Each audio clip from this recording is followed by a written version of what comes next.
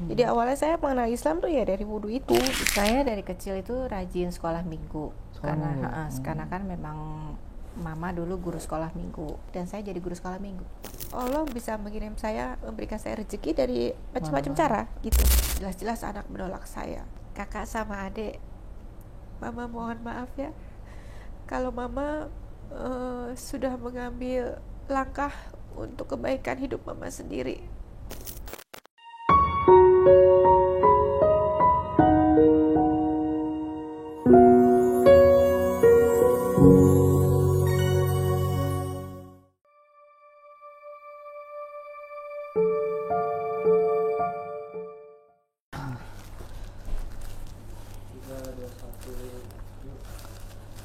Bismillahirrahmanirrahim. Assalamualaikum warahmatullahi wabarakatuh. Alhamdulillah wassalatu wassalamu ala rasulillah. Mabad.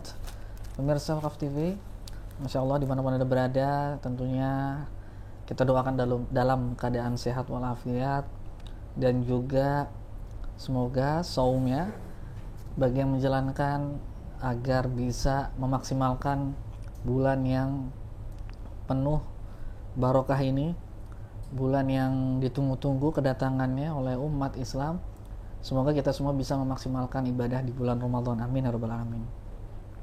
Nah, teman-teman sekalian, pada kesempatan kali ini kita kedatangan tamu, seorang muslimah. Tentunya juga beliau adalah seorang mu'alaf yang kita pengen tahu nih ceritanya nih dari beliau, gimana lengkapnya agar kita bisa mengambil hikmah dan motivasi serta yang penuh dengan inspirasi juga untuk kita semua. Langsung aja kita sapa. Assalamualaikum Bu. Waalaikumsalam warahmatullahi wabarakatuh. Sehat Bu? Alhamdulillah. Alhamdulillah. Ibu tinggalnya di Depok ya? Depok. Oh Depok, Masya Allah. Ibu, saya lupa namanya, Ibu Erli ya? Ada nama lengkapnya Ibu Erli? Erli Marina Rares. Erli Marina Rais? Rares. Oh, marga itu apa? Marga. Oh, marga apa Bu? Iya, marga Manado. Manado? Iya. Oh, saya baru dengar Rares. Masuk. Ibu sebelumnya masuk Islamnya tahun berapa Bu? Saya syahadat itu tahun 2021 bulan Mei, 10 Mei 2021. Mei 2021. Iya. 3 hari mau Lebaran kalau nggak salah. Oh, gitu ya. Berarti ini akan memasuki puasa yang ketiga Bu ya? Tiga ya. Masya Allah, alhamdulillah. Masuk Islamnya di sini atau di mana Bu? Saya syahadatnya di Masjid Atin. Masjid Atin? Iya, di Taman Mini. Taman Mini? Iya. Oh, Masya Allah.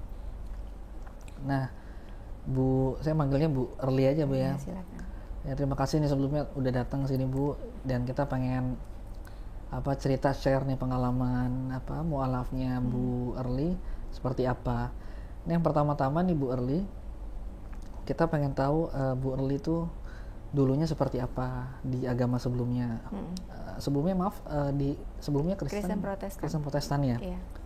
Nah, kan biasanya kan teman-teman Kristen Protestan kan tuh kan ada ngikut pelayanan ini, rajin itu nih. Nanti Bu Erli dulu gimana nih Bu ceritanya Bu? Saya dari kecil itu rajin sekolah minggu. Karena kan memang mama dulu guru sekolah minggu. Orang tua saya juga Kristen yang taat ya, rajin ke gereja, orang tua. Lalu kita adik kakak bersaudara berempat itu memang diarahkan supaya untuk rajin ibadah. Jadi tiap minggu kita rajin ke gereja, sekolah minggu itu pasti hadir. Lalu ibu saya kan juga salah satu majelis di gereja. Majelis itu maksudnya kayak pengurus gereja gitu. Lalu ibu saya juga guru sekolah minggu. Lalu pada saat ibu saya udah almarhumah, saya diminta untuk meneruskan kegiatan mama. Nah, lalu saya tertarik dan saya jadi guru sekolah minggu. Oh, gitu. Ya. Jadi Bu Erli dulunya guru sekolah minggu di Manado? Enggak, di Jakarta. Saya lahir besar Jakarta. Oh, Jakarta. Di wilayah mana? Selatan, timur, utara.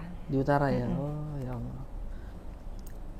Nah kemudian kan rajin nih Bu ya, rajin menjadi mengajar dan sebagainya. yang saya pengen tanya tuh, kenal Islam di mana Bu? Mendengar kata Islam tuh pada saat apa gitu? Kenal kata Islam kan sudah dari dulu ya Mas ya. Cuman Iya. memang karena kita di keluarga tuh Kristennya Kristen taat, jadinya Mama juga Membatasi ya. membatasi kita untuk banyak-banyak Tahu. bergaul gitu ya, untuk sama teman-teman yang dari luar dari Kristen gitu ya. Oh gitu. Tapi qadarullah itu tahun 2018 Mm, saya dikenalkan sama seseorang Iya. tentang Islam. Saya tuh dulu punya sakit asma akut. Oh ya Allah. Terus teman saya tuh bilang, kamu tuh asma terus gitu. Saya kan udah pakai obat ya Mas ya. Iya. Terus dia bilang, kamu percaya aja deh, coba deh wudhu. Dia bilang gitu. Jadi awalnya saya mengenal Islam tuh ya dari wudhu itu gitu. Oh. Dari wudhu. Terus kalau saya lagi pergi sama teman-teman, mereka tuh selalu ingat jadwal sholat gitu. Jadi saya tunggu di kendaraan, mereka sholat. Lalu pada saat sholat itu saya melihat orang Muslim tuh kalau sholat, ya saya sih tahu ya orang Muslim kalau sholat ya ke masjid gitu ya. Cuman pada saat kayak kami lagi sama teman-teman gitu, saya selalu melihat fokus gitu ya. Oh mereka tuh kalau ke masjid yang perempuan tuh pakai kostumnya sama gitu ya. Mukenanya sama semua bentuknya, tapi walaupun dengan corak dan beragam warna gitu, tapi sama semua tertutup gitu. Terus lalu saya tidak pernah mau membandingkan. Lalu saya hanya cuman pikir, kok kalau di tempat saya pernah melihat beberapa orang yang tidak menutup auratnya kan gitu. Saya mulai berpikir gitu. Nah tapi yang pasti itu yang membuat saya sangat tertarik ya karena wudhu itu. Saya dikenalkan wudhu, coba deh kalau kamu wudhu, yakin kalau Allah Subhanahu Wa Taala tuh bisa menyembuhkan kamu yakin aja dulu gitu. Lalu saya diajarin step-stepnya wudhu seperti apa. Lalu pada saat menghirup harus dihirup sampai merasakan ke kening katanya gitu. Ya Bismillah aja gitu. Saya berkali-kali saya dikasih tahu itu, ya saya coba gitu. Ya mungkin dengan keyakinan saya kalau Allah Subhanahu Wa Taala itu bisa menyembuhkan saya, dan saya juga minta gitu ya. Memang saya ke gereja, tapi kadang-kadang saya suka katanya Allah tuh bisa nyembuhin gitu loh. Ya kan, saya juga minta Allah sembuhin saya dong. Saya udah capek sebenarnya kalau sakit asma itu. Allah ya. Lelah gitu kalau sakit asma itu gitu. Terus ya saya yakin, terus saya mulai itu diperkenalkan lebih dalam lagi gitu loh tentang wudhu, terus tentang sholawat ya kan, tentang sholawat. Kalau kamu lagi agak sedikit khawatir, sholawat aja ini gitu. Allahumma sholli ala sayyidina Muhammad gitu ya, berkali-kali ya saya coba gitu. Ya saya merasakan sedikit ada yang berbeda aja gitu. Lalu saya mulai mendalami dengan cara ya saya baca-baca. Kalau saya tuh sholat belajar sendiri loh Mas.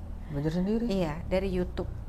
Iya, saya pakai earphone, saya taruh di kuping, terus saya lihat taruh YouTube-nya tuh di bawah gitu. Saya baca dulu, lihat gitu. Itu aja.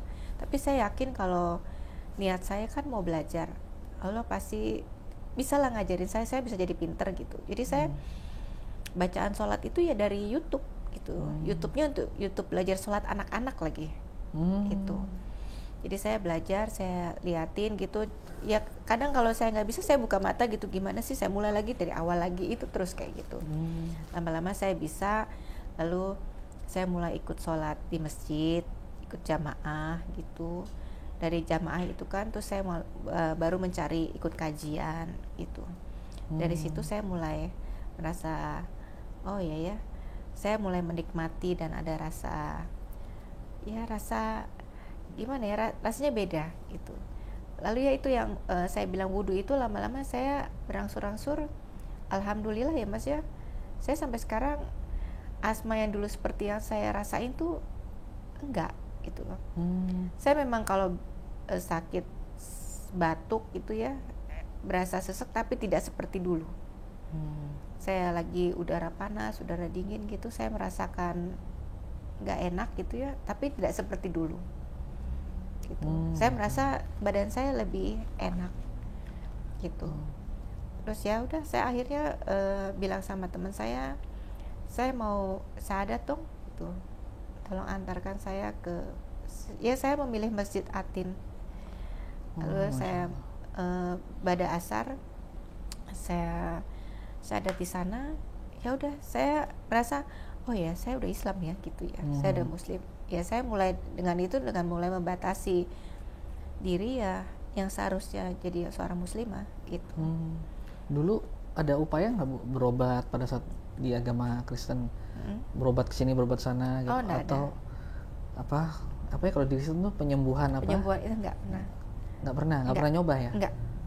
Jadi saya cuman memang kalau saat saya merasakan sesak napas yang akut gitu ya, saya pakai obat gitu. Obat ya? Nggak pernah saya ngerasain yang kayak penyembuhan ilahi ya, kalau ya waktu itu yang saya tahu di Kristen itu nggak pernah ya? Nggak. Paling ya alternatif aja pengobatan, yang minum obat ya obatnya obat dari dokter ya ke dokter kayak gitu ya. Itu aja. Kemudian menarik ya Bu ya, masuk Islam ini kan sudah proven ya, jadi ada pembuktian di awal gitu, merasakan nikmatnya sebelum memeluk Islam bahkan gitu kan. Itu kan udah bisa menjadi, pertama mungkin saya mau tahu nih pergolakan batinnya nih Bu. Pada saat itu kan sebagai seorang Kristen, kemudian memakai cara pengobatannya Islam, suruh wudhu dan seterusnya gitu kan, segala atribut Islam itu gimana tuh Bu pikirannya gitu kan, kebergantungannya kepada Tuhan yang mana gitu kan? Ada nggak sempat kebimbangan? Saya enggak.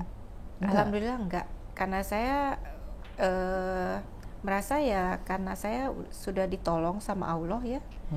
Ya dengan saya asma saya hilang, lalu juga saya merasa terbantu. Allah itu membantu saya pada saat mengenai pekerjaan saya, itu aja. Ya, jadi Allah itu ya, buat saya tuh ya kalau kita minta ya pasti Allah. Kalau benar-benar dikabulkan. Saya yakin, dan saya yakin. Buat saya tuh kita yakin aja kan katanya harus berprasangka baik sama Allah, ya kan. Betul. Jadi saya berprasangka baik kalau Allah itu pasti bantu saya ya kalau dulu saya sampai sekarang Mas bisa, mohon maaf ya, saya kalau mau bilang saya sudah tahun ini masuk 2 tahun ya, kurang beberapa bulan saya masih jobless, tapi saya bisa masih menghandle anak saya 2, itu aja. Masya Allah.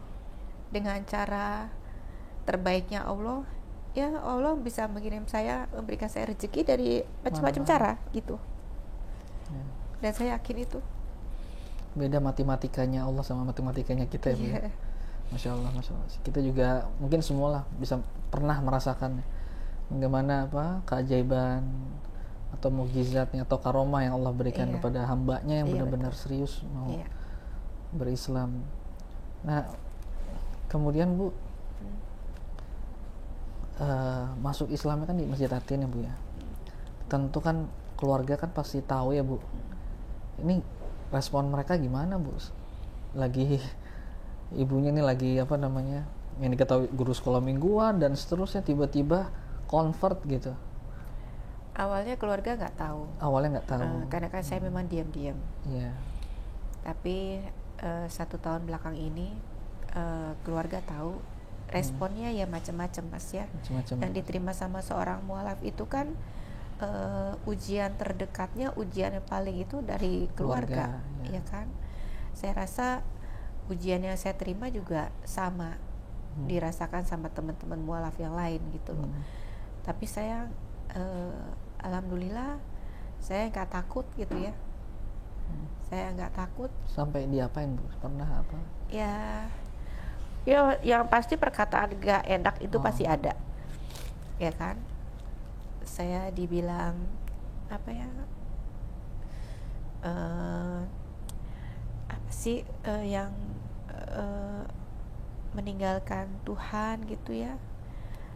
Saya dulu ini kan dibantu, maksudnya diberkati sama Tuhan, lalu kamu meninggalkan gitu ya. Saya justru merasa saat sekarang ini Allah tuh yang lebih banyak gitu bekerja buat saya.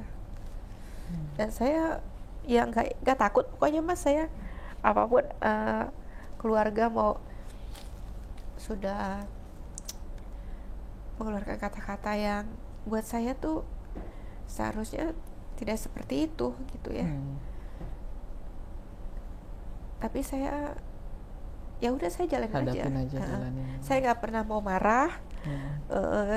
Dari keluarga dekat ya, saya nggak pernah mau marah. Saya cuma lapor aja sama yang punya saya gitu. Saya cuma bilang, ya Allah, ujian yang Allah kasih ke saya ini seperti ini, saya cuma minta dikuatkan aja. Kalau kita kuatkan jiwa raga ya, makin saya justru minta sama Allah supaya ditambahkan terus iman Islam saya. Itu aja sih. Kalau iman Islam saya makin kuat kan, saya ngadepin apa aja nggak takut Mas. Iya, Ya kemudian kan? Ada anak Bu ya? Ada. Itu gimana Bu, anak Bu? Anak juga yang pasti menolak ya, menolak saya. Jelas-jelas anak menolak saya. Ya kembali lagi, saya dengan penolakan anak saya nggak pernah pakai dengan kata-kata yang tidak baik atau apa. Ya, saya biarin aja. Menurut saya ya ujian Allah tuh ya datangnya dari orang terdekat kan Mas, seperti tadi saya bilang. Jadi saya biarkan aja anak-anak. Menjauh nggak anaknya Bu sekarang?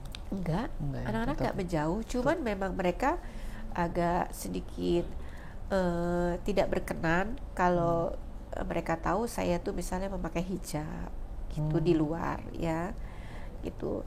Saya mengerti penyesuaian itu, penerimaan itu kan memang harus melewati proses ya Mas ya. Nah prosesnya itu memang harus dari saya sendiri gitu ya kan. Bersikapnya bagaimana ke anak. Kalau saya semakin keras ke anak, anak saya semakin menolak saya kan, ya kan. Jadi saya berprosesnya saya itu dengan tidak banyak bicara.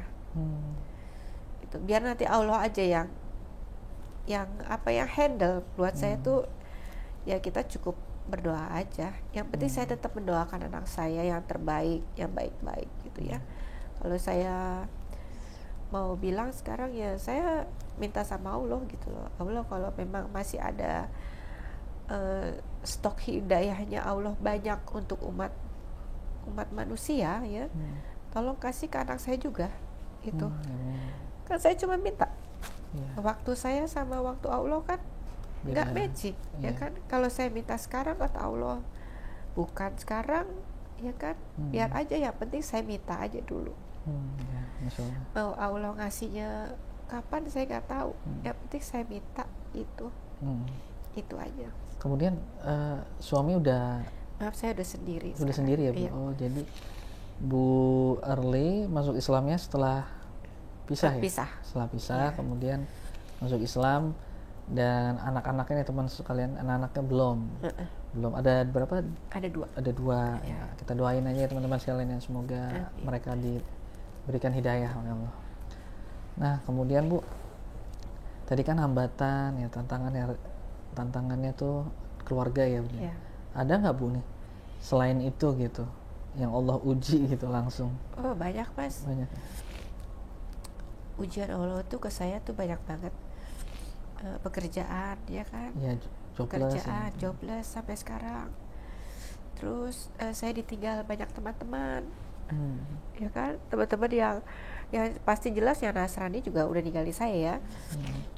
Sekarang saya lebih banyak berteman dengan teman-teman dari kajian gitu aja, teman-teman pengajian ya. Teman-teman yang dulu tahu saya sekarang mualaf juga ya nggak tahu ya, mereka menjauh, saya nggak mau bilang menjauh ya, cuman ya mungkin karena saya juga mulai membatasi ya kan, itu saya nggak mau terlalu ini juga. Jadi ya saya akhir-akhir ini banyak berinteraksinya hanya sama teman-teman yang saya ketemu di kajian itu aja. Dan itu yang membuat merasa saya lebih nyaman gitu ya.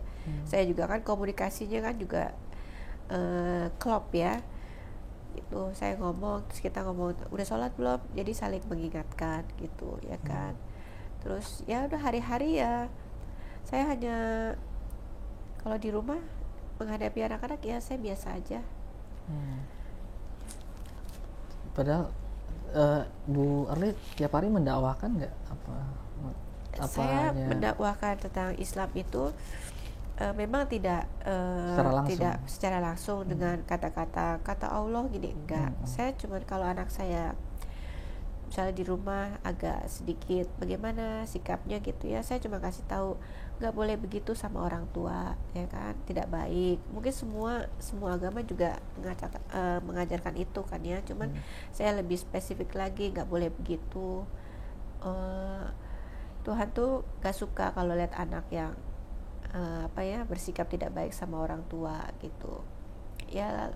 Banyak yang saya ajarin kalau anak-anak tuh harus lebih baik lagi dengan teman-teman ya. Kalau bisa bantu ya kan, nggak mungkin saya bilang kamu harus bersedekah gitu ya gitu.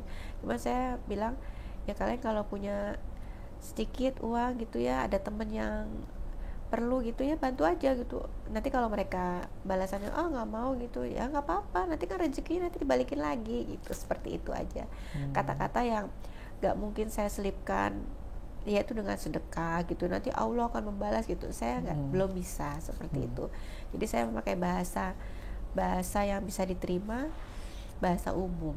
Tapi intinya saya menyelipkan kebaikan. Masih sekolah. Memang butuh proses ya, karena masih pola pikirnya gitu kan, segala macamnya masih terbatas lah ya. Gejolaknya juga kan masih gejolak anak muda ya. Jadi betul. Saya yang harus lebih sabar. Iya. Ibunya mesti lebih effortnya lebih ini ya. Iya betul. Nikmatin dan sabarin aja Bu gitu kan. Nah kemudian nih Bu, ada nggak Bu sih alasan yang lain nih Bu ketika masuk Islam nih Bu ya? Saya penasaran nih. Karena kan yang kita ketahui kan selain ibu guru mingguan dan sebagainya kan, tentunya yang Bu Arli pahamin kan Kristen kan diampuni dosanya, dijanjikan surga dan seterusnya. Kok mau masuk Islam gitu Bu? Ada nggak alasan yang kuat? Inilah mungkin agama pelabuhan terakhir saya atau gimana dan seterusnya. Ada nggak Bu alasan yang kuat selain itu? Ada Mas. Saya pertama kali juga diajarkan surah Al-Ikhlas. Al-Ikhlas ya kan. Saya disuruh baca terus menerus ya kan tentang surah Al-Ikhlas gitu. Setiap saya sholat belajar pertama kali ya itu dari rakaat 1 sampai rakaat 4. Kalau Zuhur, Asar sama Isya itu ya saya berulang kali saya baca itu, lama-lama saya paham ya kan. Kalau itu cuma satu, tidak diperanak dan tidak beranak gitu, saya pahami itu. Itu yang membuat saya menjadi tolak ukur juga. Lalu saya setiap di Islam itu kan setiap dari pagi kita bangun sampai kita menutup mata ada doanya. Iya betul. Ya kan. Kita mau keluar rumah ada doanya, walaupun juga saya belum hafal, tapi saya tahu itu ada doanya. Mau masuk kamar mandi pun kita ada doanya, ya kan. Kita mau ngapain juga ada doanya semuanya. Terus kalau kita merasa, ya itu yang saya rasain. Kalau saya merasa resah itu ya saya sholawat aja gitu. Saya sholawat, saya zikir. Lalu kalau saya merasa saya ini lagi bikin salah banget gitu ya, terus ujian itu datang ya karena kesalahan saya misalnya, ya itu saya istighfar aja terus gitu aja. Dan saya merasa kita istighfar, sholawat, zikir itu ya memang bisa nenangin hati dan Allah bisa jawab gitu. Bisa jawab semua ya. Saya pernah dengar Ustadz bilang Kalau doa kita tuh terlalu banyak, nggak mungkin kita sebutin satu persatu gitu ya. Sholawat aja gitu. Sholawat itu udah mencakup semuanya gitu. Jadi kalau doa saya banyak banget ya gitu ya, ada mau minta ini, minta itu, minta ini, minta itu gitu, ya udah saya sholawat aja gitu. Kadang saya kalau di rumah ya Mas, saya pakai tasbih digital ya, saya pakai terus ya, walaupun saya ngumpet-ngumpet ya, saya simpen tangan saya simpen di bawah bantal gitu ya, saya tetap pakai saya untuk zikiran. Gitu. Nanti kalau saya berasa saya udah mau mengantuk, saya lepasin, baru saya masukin dalam tas saya. Jadi berusaha terus ingat Iya. Allah dan seterusnya, Bu. Iya, harus Mas. Ya harus lah kita ya, teman-teman ya, pelajaran kita ini. Jadi di dalam posisi apapun kita terus ingat Allah. Harus. Nah kemudian Bu, saya pengen tahu nih Bu, ada nggak sih Bu iming-iming dari keluarga disuruh balik, atau ada upaya anak-anak suruh kembali lagi dan seterusnya? Ada Mas. Ada ya. Jadi satu waktu saya sedang ada kesulitan ya, terus saya minta tolong sama keluarga, lalu keluarga dengan keras minta saya untuk balik segera. Ya kan, menurut mereka apa yang saya rasakan sekarang ini ujian yang saya rasain. Kalau buat saya ini ujian, ya kan, ini ujian kehidupan saya supaya saya lebih dekat lagi sama Allah kan. Dan karena Allah juga lagi cinta sama saya kan, gitu ya. Cuma kan kalau buat keluarga saya ini bukan ujian, tapi memang sesuatu yang harus kamu terima karena kamu sudah meninggalkan yang lama gitu. Tapi kan saya nggak meyakini itu, ya kan. Saya harus kembali. Jadi saya harus dibuat situasi supaya saya kembali. Tapi karena saya tahu saya punya Allah gitu aja. Ya kan, saya nggak mau gitu loh. Allah tuh udah banyak berbuat dalam kehidupan saya, kebaikan-kebaikan, lalu hanya saya karena merasa begini aja lalu saya kembali gitu. Saya nggak mau. Dan Allah kan juga udah banyak bantu saya gitu loh. Saya cuma minta, tiap sholat saya minta, ya Allah kasih gitu loh.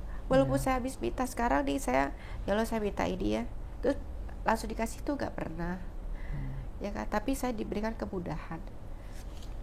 Misalnya saya diminta, ya Allah saya harus mau bayar ini, mau bayar itu ya, tapi Allah nggak langsung kasih kan. Ya kan, nggak begitu caranya Allah kalau menurut saya ya itu. Kalau yang buat saya ya Mas ya, nggak kayak gitu. Tapi ada satu waktu begini di sharing ya, tapi ini saya meyakini kalau ini semua karena turut campur Allah. Tahun lalu saya diperhadapkan sama masalah ekonomi. Saya itu sampai pergi ke masjid itikaf, dari saya duha di masjid sampai saya isya. Ya Allah. Iya, karena ada yang saya mau minta. Saya yakin Allah pasti kasih ke saya, dan itu qadarullah, Allah bantu saya Mas. Masya Allah. Iya, saya gak usah sebutin masalahnya apa, tapi saya terbebas dari masalah itu karena Allah gitu. Saya bisa membawa anak saya gitu, semuanya karena Allah. Dan saya yakin itu ya karena doa-doa yang saya langitkan. Sampai saya sekarang ya pokoknya saya gak takut gitu loh.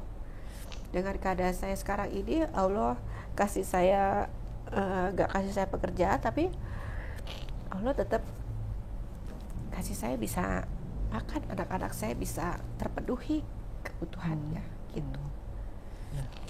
Memang juga Allah itu mempunyai konsep ketika kita berdoa, ada memang yang langsung dikabulkan. Memang udah dia pantas atau gimana. Ada yang gitu enggak? Iya, betul. Ada. Kalaupun nggak ditunda, nggak di ini, Allah akan ganti yang lebih baik di surga. Ya betul.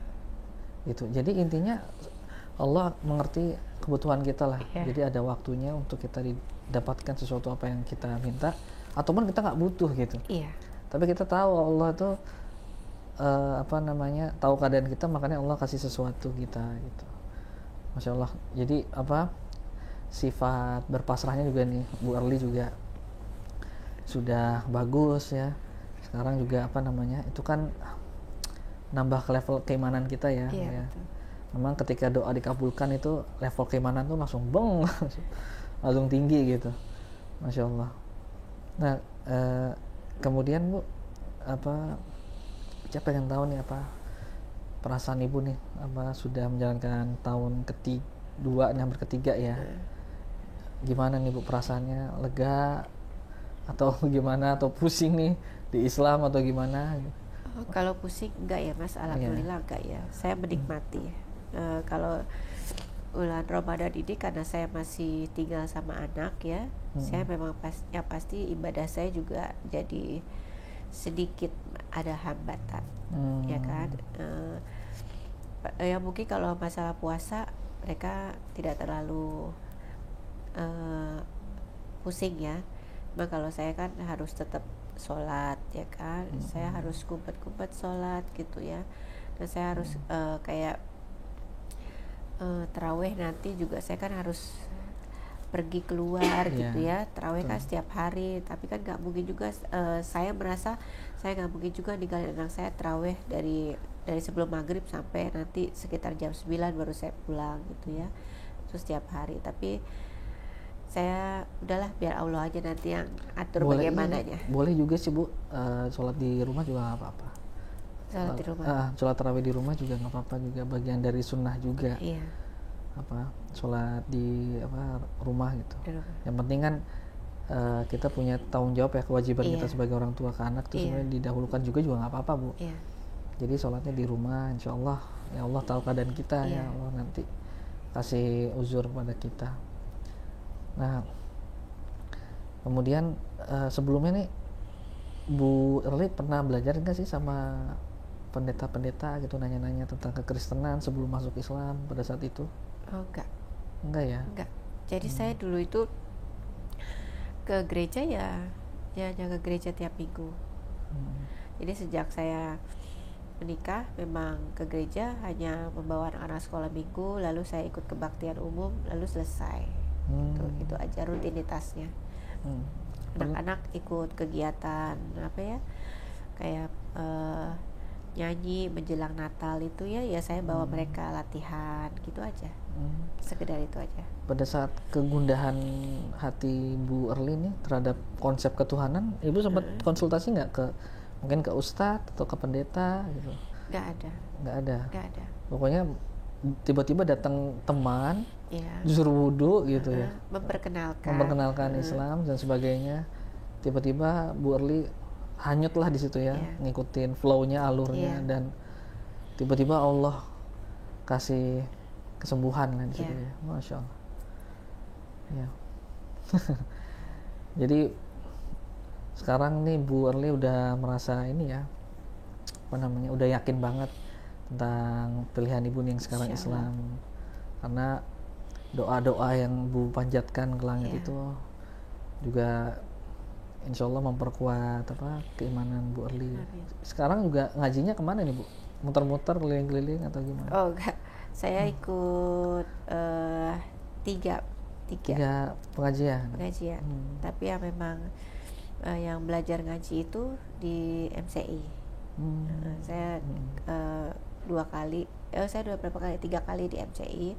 Saya belajar ngaji, dan itu ya memang sulit ya. Saya pikir saya memang pengen baca Quran ya. Saya pengen pinter baca Al-Quran seperti orang-orang kalau di masjid kan. Saya suka dengar mereka tuh lancar banget tuh. Saya dalam hati ya Allah, kok saya belum bisa gitu ya. Pengen banget gitu ya. Kalau dulu ya saya dikasih jalannya ya, saya masuk MCI terus dikasih kesempatan buat belajar. Ya saya nikmatin ya. Memang sulit ya Mas ya, kan setiap huruf, tiap itunya kan beda-beda ya, cara penghafalannya juga gitu ya. Cuman ya saya saya nikmatin. Ya. Kan berpahala juga kalau salah Bu ya. Iya betul. Kita belajar aja berpahala ya, iya. apalagi baca beneran, makanya ya itulah saya cari yang berpahala aja Mas. Iya. Ya, kan? Jadi tapi jangan disalah-salahin terus Bu. Ya enggak lah Mas. Kadang wah ini salahnya akhirnya salah terus dah gitu kan. Salah terus saya nggak pintar-pintar. Nggak pintar iya. Masya Allah ya. Ibu, 2 pertanyaan terakhir ya Bu ya. Yang pertama, seandainya nih Bu, anak-anak nonton ibu nih yang sekarang nih yang kita lagi syuting nih, ibu pengen nyampein apa? Ada yang ingin ibu sampaikan nggak? Kamera tuh. Waduh, kakak sama adik, mama mohon maaf ya kalau mama sudah mengambil langkah untuk kebaikan hidup mama sendiri. Mama yakin dan percaya kakak adik bisa memahami mama, mengerti mama, karena mama juga tahu kakak adik sayang sama mama. Mama lebih dari mencintai kakak adik. Mama berharap kakak adik juga menjadi anak yang soleh dan solehah. Mama juga mau kakak adik nantinya sukses ya, jadi orang-orang yang baik, anak-anaknya juga bertakwa sama Allah Subhanahu wa Ta'ala. Mama gak memaksa, mama cuma mau kakak sama adik jadi anak yang baik, berbakti sama orang tua, khususnya sama mama gitu. I love you kakak adik. Ya Bu. Amin ya Bu. Memang berat juga Bu ya, ujian anak itu ya, menghadapi anak seperti itu. Ya tentunya pasti ya teman-teman sekalian yang nonton juga pasti bakal mendoakan ya Bu ya, berharap ya, mereka mengerti kondisi mamanya, kondisi yang tentunya ibunya yang jalani sekarang gitu ya. Ya syukur-syukur bisa menerima hidayah Islam ya Bu. Jadi bisa puasa bareng, bisa sholat bareng, Masya Allah indah banget ya Bu ya. Nah kemudian Bu, harapannya buat ibu sendiri, keluarga besar dan seterusnya, ibu pengen punya nggak keinginan kedepannya seperti apa gitu?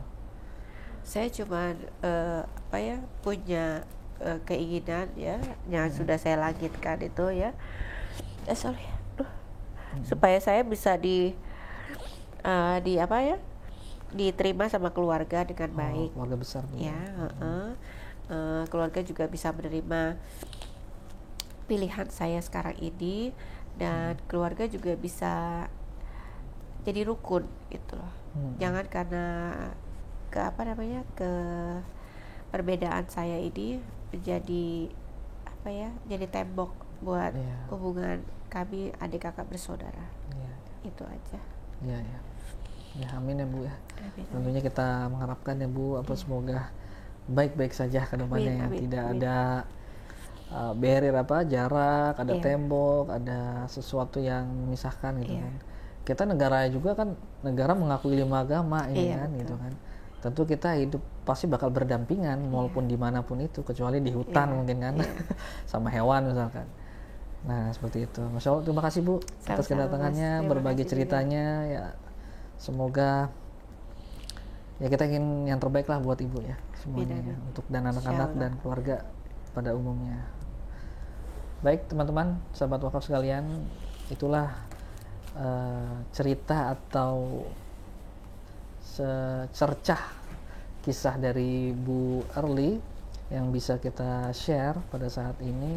Semoga bisa menjadi ibroh, pelajaran untuk kita ambil hikmahnya bersama, dan kita juga insyaallah ta'ala mendoakan beliau semoga anaknya bisa mengerti, memahami, ya syukur-syukur bisa masuk Islam, agar kita tahulah keluarga yang bahagia itu seperti apalah gitu, tentunya sebagai seorang keluarga muslim ya.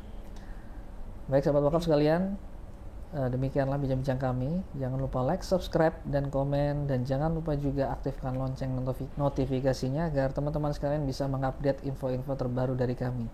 Kami mohon maaf dan undur diri. Wassalamualaikum warahmatullahi wabarakatuh. Jadi salah satu hambatan di jalannya, ya ini nih. Nah ini salah satu.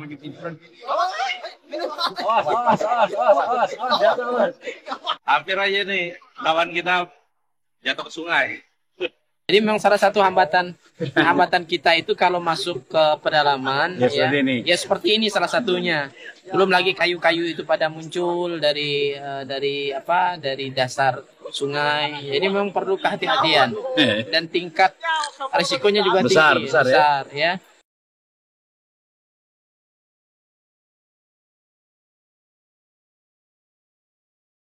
Ya begini kondisi ketika kita masuk ke pedalaman Sinten, Kalimantan Barat, kita memang harus bisa membaca kondisi sungai, kondisi alam. Kalau pada saat air naik, kita aman. Pada saat air surut, maka kondisinya kita harus berhati-hati. Pada siang hari ini kita akan berangkat menuju Desa Mentatai. Dalam perjalanan insya Allah bisa ditempuh nanti bersama dengan tim kurang lebih 6-7 jam. Pada malam hari nanti kita akan bertemu dengan warga umat Islam yang ada di pedalaman Desa Mentatai.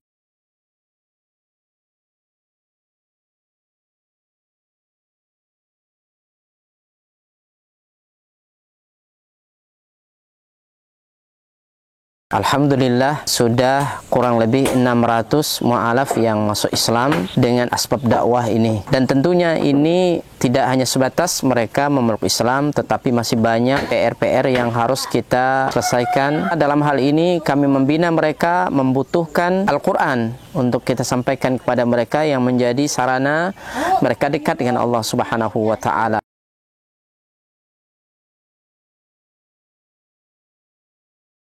Kami berharap dan mengharapkan bantuan dari seluruh kaum muslimin untuk mensupport dakwah ini dengan berwakaf Al-Quran di Badan Wakaf Al-Quran. Luar biasa.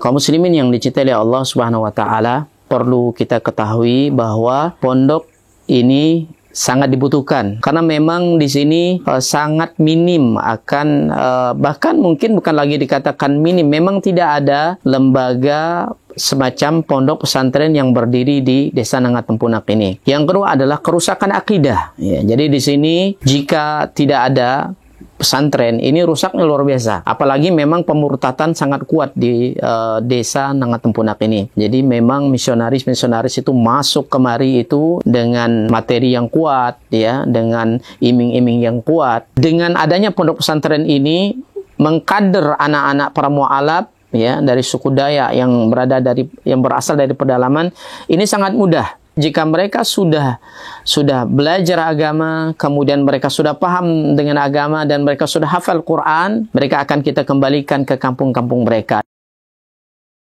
Kita sekarang sambil melihat lahan atau tanah yang akan kita bebaskan untuk pembangunan atau perluasan pondok tahfiz Quran Cahaya Tempunak.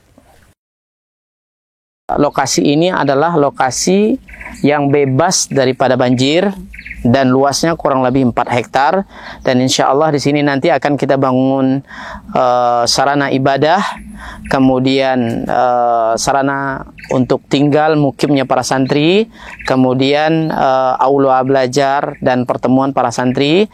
Dengan demikian ini akan membantu dakwah dan memaksimalkan dakwah di pelosok pedalaman Sintang Kalimantan Barat. Kami mengajak kepada seluruh kaum muslimin untuk mensupport, membantu dakwah ini dengan menyiapkan donasi dan wakaf terbaik melalui Badan Wakaf Al-Quran, dan semoga apa yang kita korbankan di jalan Allah SWT, harta kita, lelahnya kita, semua akan Allah berikan ganti dengan ganti yang lebih baik, kemudian diberikan balasan dengan balasan yang terbaik. Dan kami mendoakan semoga antum semua dijaga oleh Allah SWT dari seluruh musibah baik dunia maupun akhirat. Barakallahu fikum. Assalamualaikum warahmatullahi wabarakatuh.